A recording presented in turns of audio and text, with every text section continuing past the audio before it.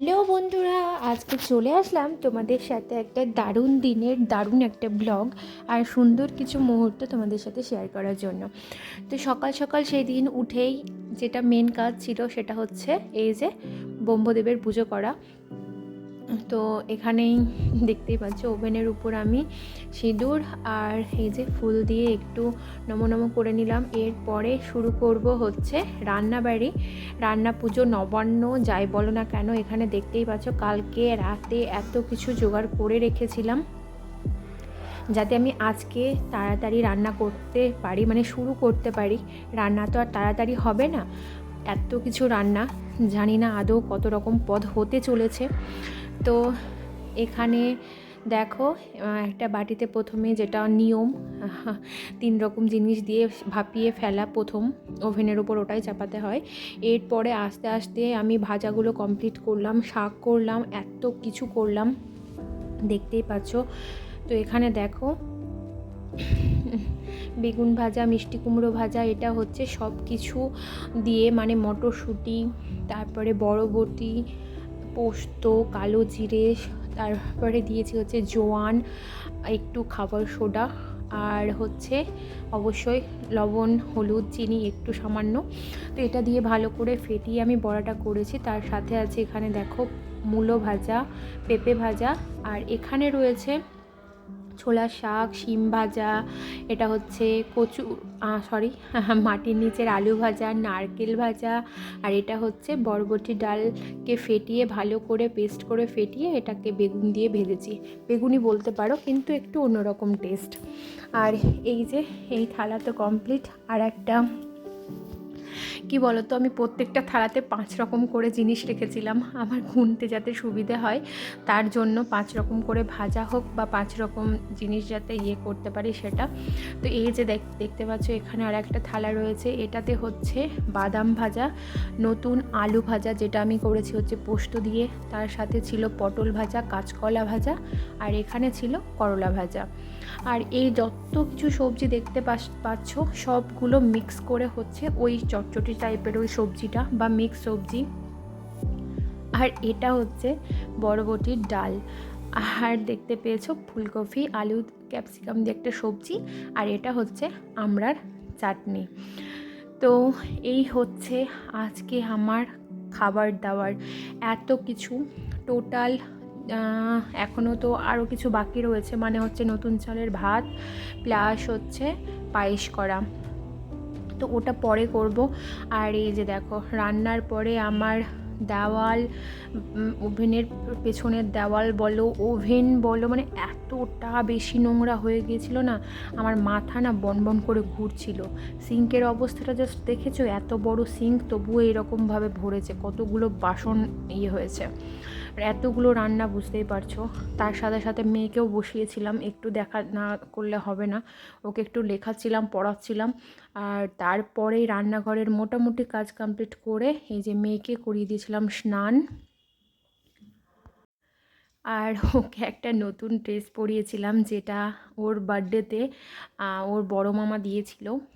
তো ড্রেসটা বেশি দিন পরতে পারবে না, তো ভাবলাম যে চলো আজকে নতুন জামা কাপড় সব কিছু পরে খেতে হয়, মানে বাড়তে হয়, তো ওকে এই জামাটা পরিয়েই দিই। আর পরতে পারবে না এই শীতে, কয়েক মাস যদি দু তিন মাস মতো পরতে পারে তাহলে পরবে, যেহেতু একটু হাতাটা বড় রয়েছে, গরমের সময় তো পরতেও পারবে না আর এমনিতে ওর হবেও না।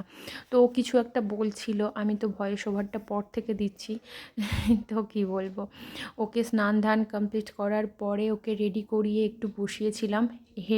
পরে ওর বাবা তো আগেই তো স্নান সেরে দিয়েছিল, তারপরে ও পুজো টুজো করে উপরে এসেছিল সব ঘরগুলোতে ধূপ দিতে, মানে ধূপের ধোয়া দিতে, তো ওটা করছিল।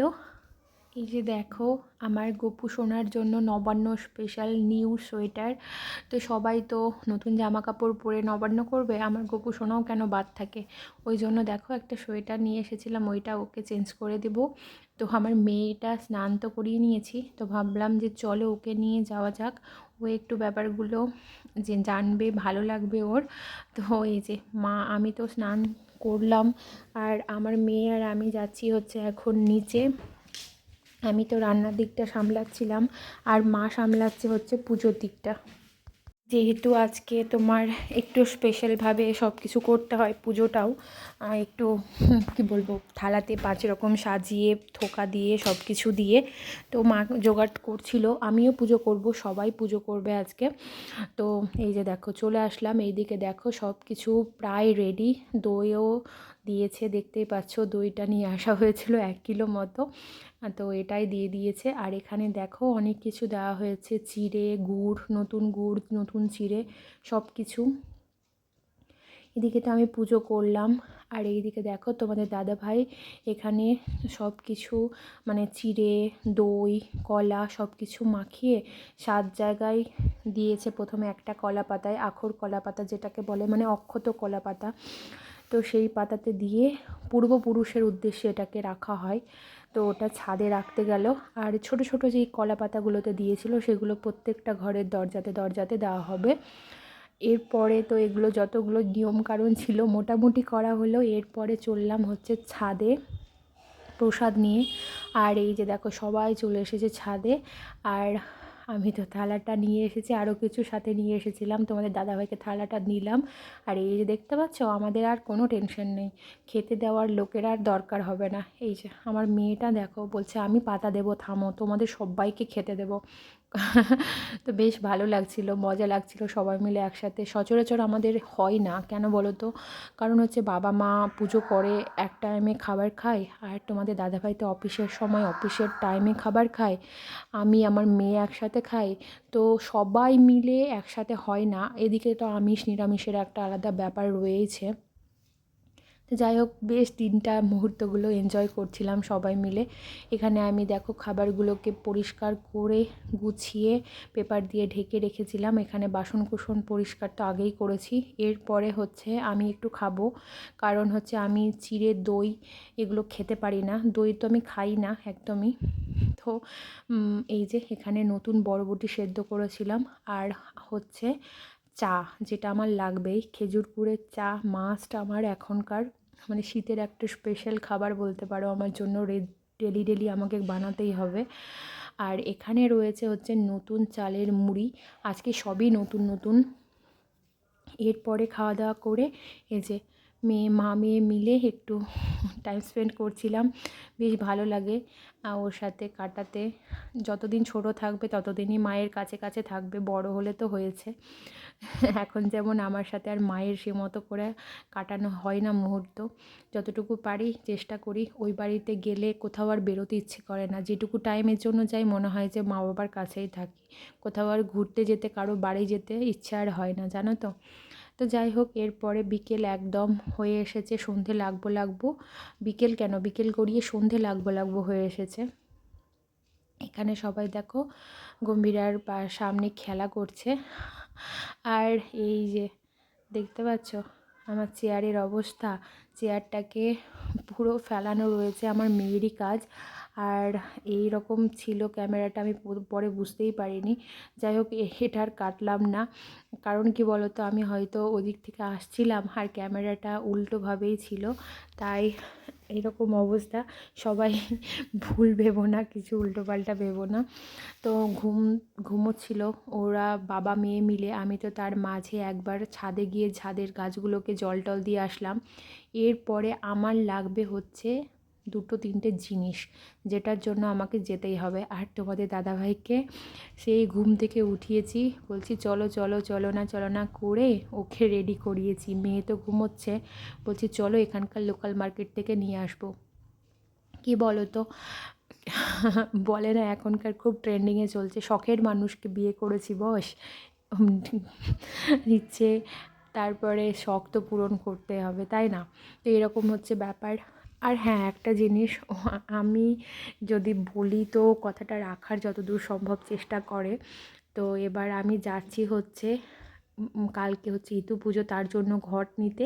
আর এই যে গিয়েছিলাম এই কলা পাতা নিতে। এবার আমাদের এত দুর্দশা বলতে পারো, কলার পাতা সে মতো পাইনি। এতদিন থেকে আমি যতবার বিয়ের পর নবান্ন করেছি, প্রত্যেকটা নবান্নতে কলা পাতা অ্যারেঞ্জ করা হতো, সবাই মিলে সকালেও কলা পাতাতেই খাওয়া হতো, প্লাস হচ্ছে রাত্রেবেলায় এই যে নবান্নর এত কিছু খাওয়া দাওয়া সব কিছুই কলা পাতাতেই হতো, কিন্তু এবার দুর্ভাগ্যবশত কলা পাতা সে মতো পাওয়া যায়নি। তো আমি ভাবলাম যে এতদিন থেকে এরকম হয়ে আসছে, তো একটা না হয় মার্কেট থেকেই নিয়ে আসি। তো তার জন্য তোমাদের দাদাভাইকে গিয়েছিলাম নিয়ে। এদিকে আমি মাঝে একবার এসে ভাত আর পায়েসটা করেছিলাম। তো চলো, সন্ধেয় কিছু নিয়ম রয়েছে সেগুলো করতে শুরু করেছে। আর আমার মেয়েটা যেহেতু সকাল থেকে ভাত খায়নি, তো ওর জন্য সন্ধে প্রায় তোমার তাড়াতাড়ি দেওয়ার পরেই আমরা এই যে বাড়াতে শুরু করেছি। যত কিছু রান্না করেছিলাম একটা বাটিতে তুলেছি, দিয়ে এরকম করে কলা দিয়ে চটকে মেখে সেম জিনিস সেম প্রসেস এরকম করে কলা পাতায় 7 জায়গায় দিয়ে তারপরে পূর্বপুরুষদের উদ্দেশ্যে ছাদে গিয়ে রাখা হয়েছে। এরপরে কলা পাতায় সব কিছু সাজিয়ে এই যে দেখো তোমাদের দাদাভাইকে দিয়েছি। আর আমার মেয়েটা দেখো থালা নিয়ে কি করছে, মানে পাতা নিয়ে। ওকে এই পাতাতে দেখো সাজিয়ে দিলাম, ও বলছে বাবার মতো করে আমাকে সাজিয়ে দাও। তো এই যে দেখো সাজিয়ে দিয়েছি। আর ও নিজে নিজে বলছে আমি দাঁড়াও, ডালটা আমি নিজে নিজে নেব। যেহেতু ওর বাবা নিজে নিজে নিয়েছে, সেম জেরক্স কপি বলতে পারো। ও বলছে যে আমি নিজে নিজে নেব, বাবা নিয়েছে আমিও নেব। তো এরপরে ওরা তো খেলো। এরপরে আমার মোটামুটি আমিও খেয়ে নিয়েছিলাম। আর মা বাবা খেতে তো প্রায় তখন 9:30 মতো বাজে। তোমাদের দাদাভাই বলছে আবারও খিদে পেয়ে গিয়েছে, তো আমি আরেকটু খাবো। তো আবার দেখো দুজনে বসে পড়েছে মা বাবার সাথে। আর আজকে এই মতো করেই ব্লগটা শেষ হলো। কেমন লাগলো জানিও। টাটা সবাইকে, ভালো থেকো, সুস্থ থেকো।